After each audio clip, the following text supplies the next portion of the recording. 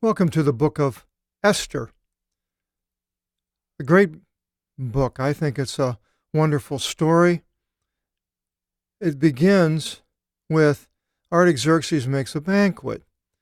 And it came to pass in the days of Artaxerxes. So now here we have Artaxerxes spelled out in Greek, where in Ezra and Nehemiah, the king and the ruler, one place he's in Persia, another place in Babylon, and it was the Arthasasta, which to me it means that it wasn't Artaxerxes, unless I would think that the Jews would know the difference between the two. And if the other one in Ezra and Nehemiah, that ruler they're talking about was Artaxerxes, they would have spelt it correctly. So that's not, maybe and maybe not. It could be that different people translated the books, and one did it one way and the other did it another way. So I'll give it a little leeway there. Now let's go up and we'll see the kings here. And now we're down here to Artaxerxes the first. And you can see that Artaxerxes was further down. The Arthasasta, there's no king named Arthasasta. Some people have Ahasuerus, but he was up here further, I believe. So therefore the Arthasasta, I believe, of Ezra and Nehemiah was probably Xerxes and Artaxerxes, but they didn't say Xerxes. They called him this Arthasasta. In some places Arthasasta, and others Artaxerxes. And I see where it means the ruler, the ruler, and because one place it'll have in Babylon, another place someplace else, and then the other one is that Nehemiah was the Arthasasta. So that is what I see. Now, going back to Esther, so this Artaxerxes,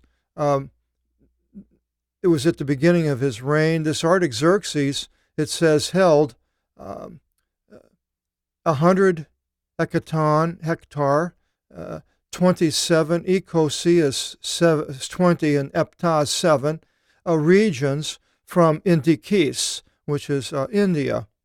And in those days, when King Artaxerxes was enthroned in Susan the city, in the third year of his reigning, he made a banquet. Susa, you can go into Wikipedia, and there's an interesting article on Susa, the place where the Persian rulers reigned. This Susa was around even into the time of 1200s, but the Mongols came in and raided the area and completely leveled the city, and now it's just all dirt. Nothing is there. And then the English came and took a lot of the different monuments and things that they found and back to England when a couple of famous archaeologists came there, Laird and can't think of the other one. But so this city was leveled, and along with the earlier city, which is also leveled, Pasargadae, where the Cyrus ruled hundreds of years earlier. They're all leveled. So anyway, he made this banquet in his third year to his friends and to the rest of the nations, ethnicity, and to the Persians and Medes, which were of his line, and honorable ones, and to the rulers of the satrapon. You can add that word to the English derivatives book. It's a transliteration into a satrap, a form of a government of a certain area, like country, state, or whatever. But it's interesting that this King Artaxerxes decided to make this banquet. There was a famous banquet made. It was in 1971 between October the 12th to the 16th in Iran, which is Persia today, and it was put on by Shah Reza Pahlavi. He was the ruler at the time. He considered himself a direct descendant of the king of the Persians, and he decided to make a banquet for people to come throughout the world to this banquet for 4 days in celebration of the 25th 100-year anniversary of the Persian monarchy, which began with Cyrus. And you can read about this on Wikipedia also. Go to Susa first and then go to I don't know what it would be called, the Iranian, the banquet held by Shah Reza Pahlavi. There's a whole section just on this banquet. It's an amazing banquet that he put on. Just it said that between $20 to $200 million were spent on this banquet, and it started at the tomb of Cyrus, which is still at an area called Pasargadae, but the rest of the area around there is all flattened. Alexander the Great went to that tomb because he admired Cyrus the Great. So this Shah Pahlavi, he made this banquet for his friends and to all the nations exactly as this. And to get an idea on what these banquets were like, I highly suggest going to Wikipedia and looking that up. And after this, then the Shah was overthrown by the Islamic clergy, and he was sent into exile. And after these things, begins in 4, and after the showing to them the riches of his kingdom and the glory of his gladness, even for 180 days. That's a long banquet. That when the days of the wedding feast were fulfilled, it's a gamu. We have a big gami. Gami is a wedding. The king made a poton, has to do with drinking, generally something to do with the drinking is a chief part of the poton banquet for the nations found in the city for 6 days in the courtyard of the house of the king. So here he decides now to show them his riches, and reminds us of Hezekiah, king of Israel, when he was visited by the Babylonians, who were not yet in power as far as a greatness with Nebuchadnezzar, that Hezekiah showed all of his riches, and one of the prophets heard about it and came and told him that those people were going to take all of these riches that he showed them someday. And sort of the same thing here would happen. All the riches that Shah was showing were all taken. And so many people that put their trust and their hope and their in money and material goods and want to show it all off, a lot of times that those riches will do a person in. And so here the king made this banquet. It doesn't say it did it him, but he did make it. And it was adorned in fine linen and cotton being stretched upon lines, some type of curtains of fine linen, and of purple, which was the royal color. Upon cube studs, you can add that to English derivatives book, kivis. A cube comes from that. It's a transliteration of krisis and argyris, gold and silver. Upon steles, a style is a column of stones, of parnis, a Parnian marble, some type of a marble that they had, and stones and beds of gold and silver. Kline is they reclined on them. The word kline comes from that, to recline, comes from laying on these kline.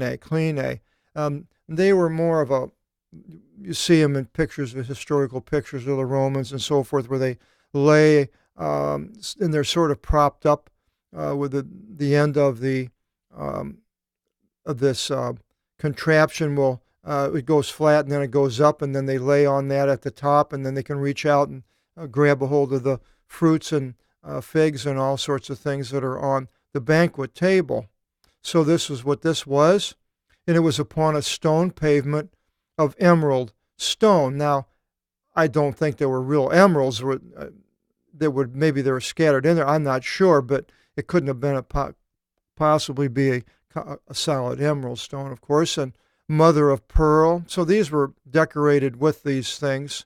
Mother of pearl, which is inside, I believe, like oyster shell, and Parnian, again, marble stone, and transparent strewn beds, being decorated variously, having different colors.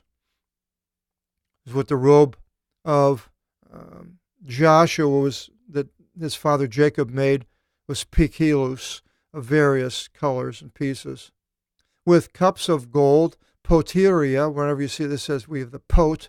The pot comes from that, of gold and silver, and enos, vino, abundant, polis, poly, many, and agreeable, which the king himself drank. So it was good wine, vasilevs.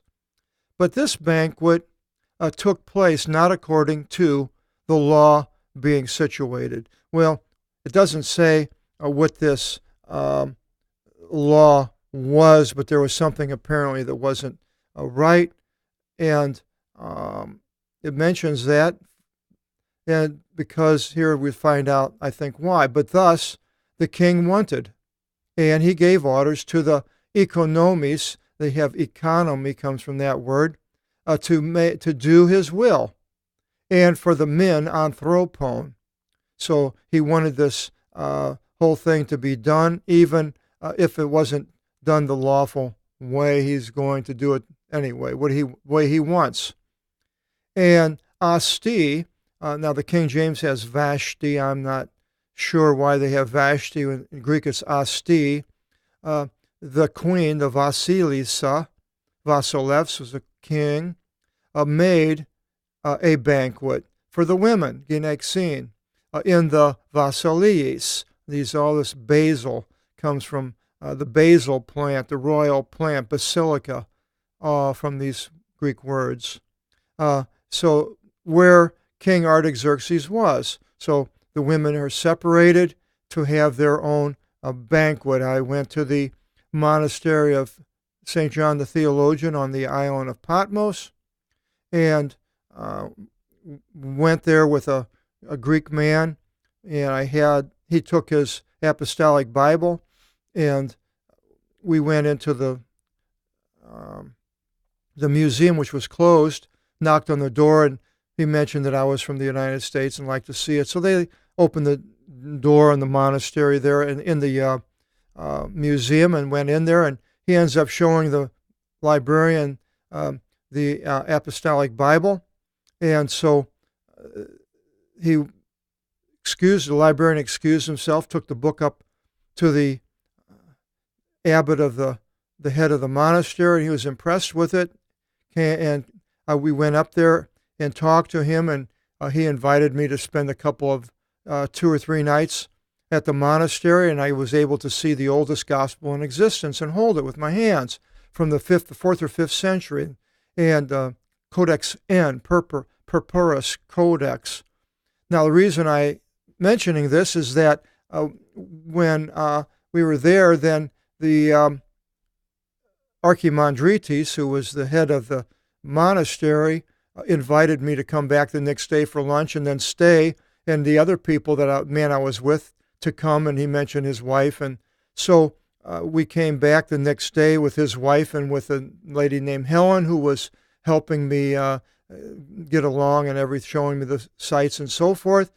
And when we went the next day, John and I went in with the monks and sat there, the brothers, with the Archimandrites at the head on the stone table, and had octopus and wine and different things, vegetables.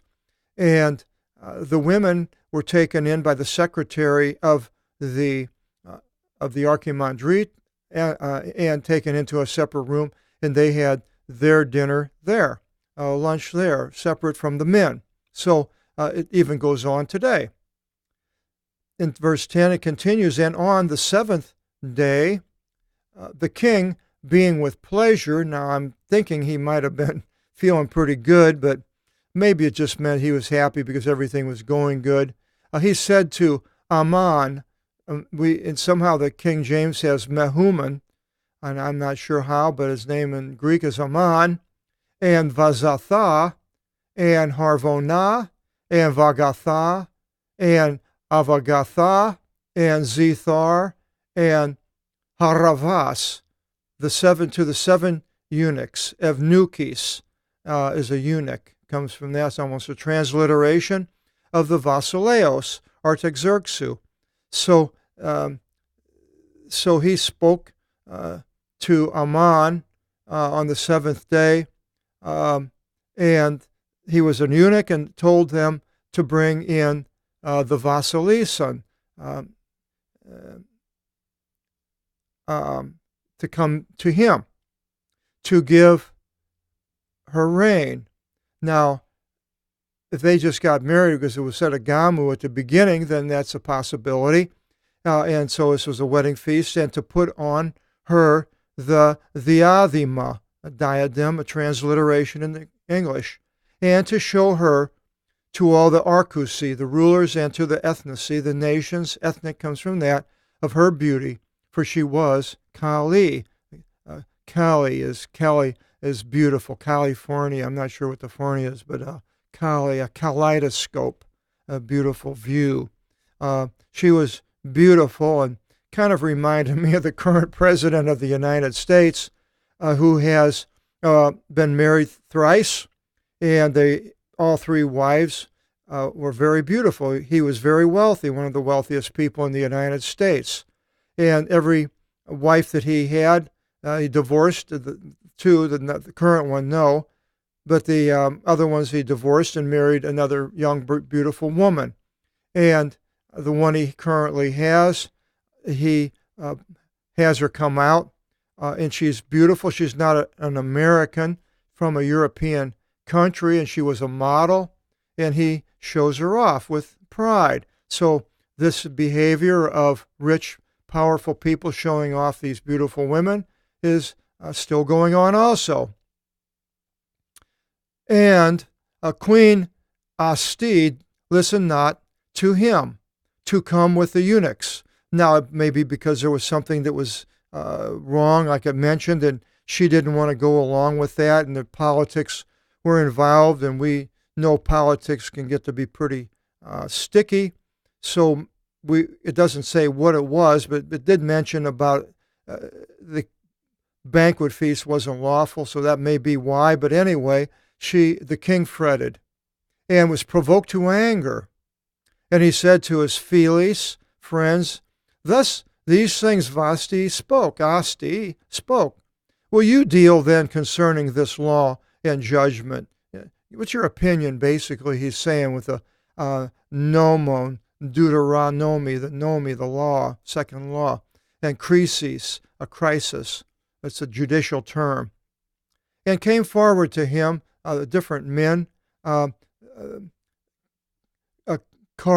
Karsanah, and Sethar, and Admatha, and Tharsis, and Meres, and Marsanah, and Memucan. Now we have this Memucan here, but he was not one of the eunuchs. It was Aman. King James apparently has them both Memucan, and I went along with the King James, and now you can see that name was, see, it's up here someplace. Here it is, Aman. It has Mehuman, so there is a little bit difference in the spelling. Memuhan and Memhukan. 7 rulers of the Persians and the Medes near the king, the ones foremost being seated next to the king.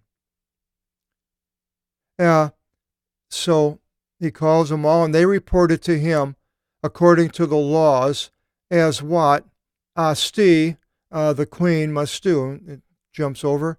The king's rage must do. And no, is that the right jump? Did we make the right thing there? It's over here.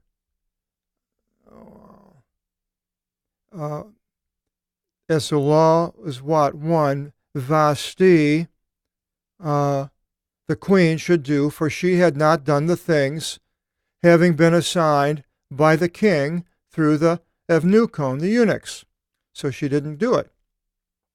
And Memucan said, Memucan, this transliteration is correct there, to the king Vasileia, and to the Archontas, rulers, not only Queen Asti wronged the king, but also all the rulers, Archontas, and the hegemonas, the hegemons of the king. For even he described to them the sayings of the queen, and however she contradicted to the king, as then she did contradict to King Xerxes. So that's a parenthetical statement there. So she was contradicting and saying no, she wasn't going to do it and so forth. That today, the wives of the sovereigns and the rest of the rulers of the Persians and Medes, hearing the things having been said against the king by her, shall dare in like manner to dishonor their husbands. So here we had a little feminist uprising with King Asti, but it didn't work. But in the 1960s, we had the feminist movement in the United States where it did work, and they look at something like this and with horror that the woman would be treated like such, and how the men would have this power over a woman and so forth. But in the Bible, the husband did have these rights, and it spells them out in the Old and the New Testament, in marriage and so forth. Different than what we have today in the United States, but of course a lot of you out there are not in the United States, and maybe in your country it is closer to being, as it mentions here, the first chapter of Esther. Then it continues, if then it seems good to the king of Vasili, let him assign a Vasilikon, a royal decree, and let him write, graphi, write it according to the nomus, the laws of the Medes and Persians, and not otherwise treat, nor let the queen enter any longer to him. So banished. And let the king give her royalty, Vasilian, the Vasilevs, the king, to a woman better than her. And let the law by the king be heard, whichever he should make for his kingdom, in the imperative. Let it be heard. Spread it around, so everybody will know. And thus to all the wives, they shall invest honor to their own husbands from poor unto rich. So the men are sticking up for their rights over the women, the wives, and so forth. And this is what they want the king to do. And the word pleased the king, Vasili, and the Arkusi, and the king Vasilevs did as Memucan said. And he sent letters into all the kingdom, Vasilian, according to the place, according to their form of speech. A lexeme, we have a lexicographer. It has to do with speech. Lexicon comes from that Greek word. You can add that one. 3 words in this chapter can be inserted into your English derivatives book. So according to their form of speech, different languages that this kingdom, Persian kingdom, spread over, so as to be fearing them in their households, so the wives to fear the husbands. So the letter sent out, and what happens, we will find out in chapter 2.